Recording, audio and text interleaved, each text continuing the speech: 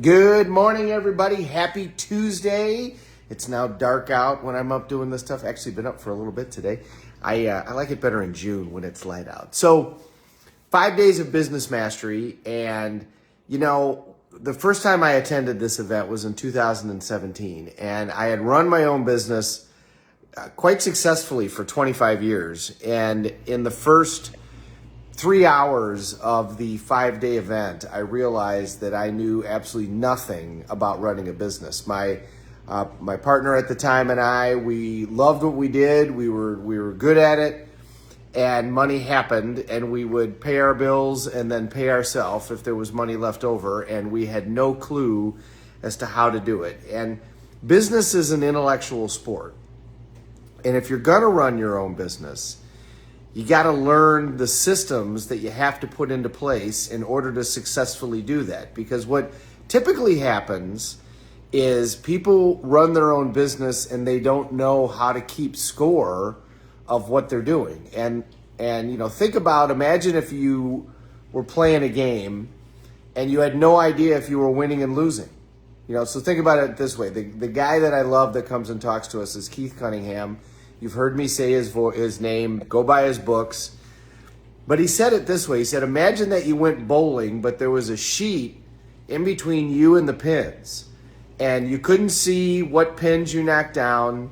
And nobody kept score. There was no score. And all you did was walk up and roll the ball underneath the sheet. How fun would that game be?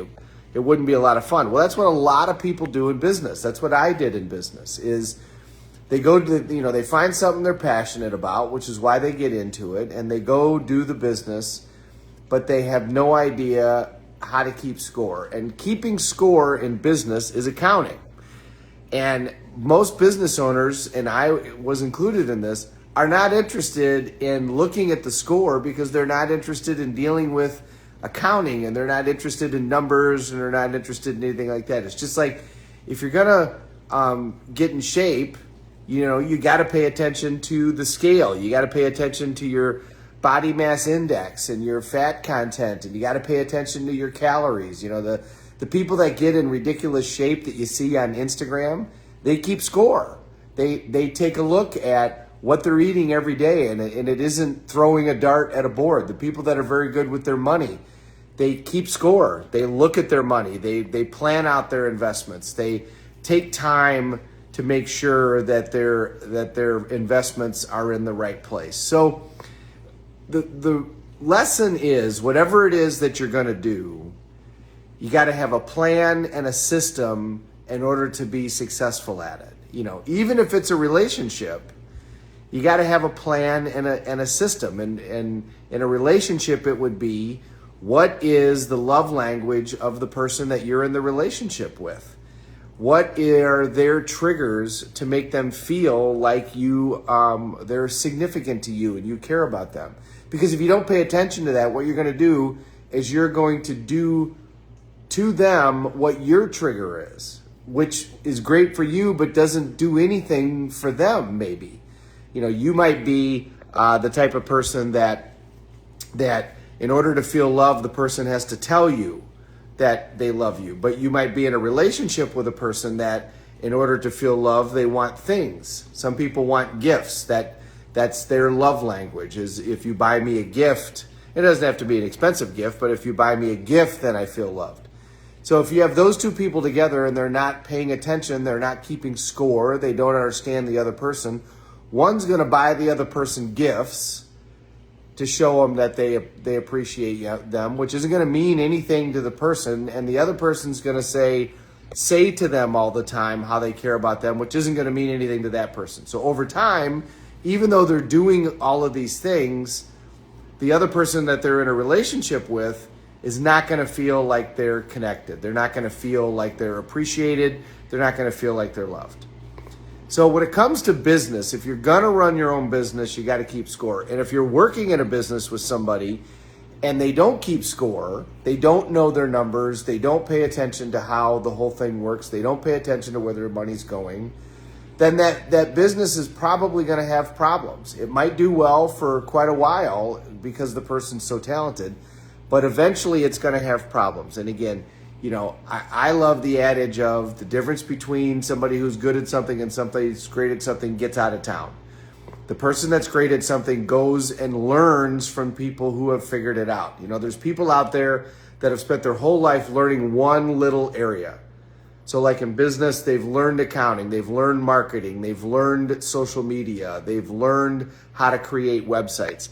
And they're the best at doing that particular thing. And there's many of them. It's not just one person. Go learn how to do those things. If your relationship isn't where you want it to be, then go learn from relationship experts so that you can figure out, okay, this is why I'm not communicating effectively with the person that I care about. And if you learn the systems and you keep score, now all of a sudden you're going to be part of the 1% of the 1%. Because people that are successful at stuff, it's not by accident. They don't get there by accident. They get there by hard work. They get there by determination. They get there by having a plan, and they pay attention. Remember our ultimate success formula. Number 1, know your outcome. Number 2, take massive action. Number 3, have sensory acuity. Are you getting closer to your goal or are you getting further away? If you're getting further away, then number 4, change your approach. And how long do you do this? Until you achieve the result that you want. And the way to speed it up, model. Find the person that has achieved the same result that you want to achieve. Go figure out what they did and then repeat what they did. And a lot of people think, well, how am I gonna find out what they do? Ask them. You'd be amazed how many times people that have been successful at something would love to share their experience and knowledge with somebody else, or go create value for them. When I was young, there were 2 very successful business guys in town. I would go bring them lunch. I had a standing lunch with each of them every week. One was on Tuesday, one was on Friday. And I would go grab them lunch and I would go sit in their office and I would talk to them. I would just talk to them about, what are you doing today? What's going on? What do you have happening? And then they would hire me. They would hire me on little stuff and personal stuff. And I would never charge them. They're always like, why don't you charge me? They would get upset because they were very successful. I'm like, look, I learned so much from being around you that I get more value out of this than you do. I'm happy to take care of your spouse's speeding ticket or your kid's, whatever misdemeanor charge so that I can spend time with you and learn. And they were happy to talk to me. They enjoyed the company, and you could tell that it gave them a chance to talk to somebody. And the stuff that I learned was invaluable. So everybody that accomplishes something does that system, okay? That's the ultimate success formula. We call it in Tony Robbins' world. But either way, it's the same system. They all know their outcome, take massive action, have sensory acuity, change their approach if they're not getting closer to their goal, and then do it again. If you're getting further away, change your approach. And then if you want to speed up that process, then model. Find somebody else that's created the result and go create the result. But you got to keep score. If you're not keeping track, you have no idea if you're getting closer or further away. And what happens to people a lot is it's going wrong and they're not keeping score. And so they do what they're doing, only they do it more and harder. And what happens then? It gets them further away even faster. You got to keep score so you can adjust and make sure that you're headed in the right direction. If you're flying on that plane from Chicago to Hawaii, you've got radar that's telling you where you are. You've got GPS that's telling you where you are. Imagine flying with no GPS and no windows. How well would that work out? Well, you're going to crash into something. Unfortunately, that's what we do with our lives in a lot of different ways.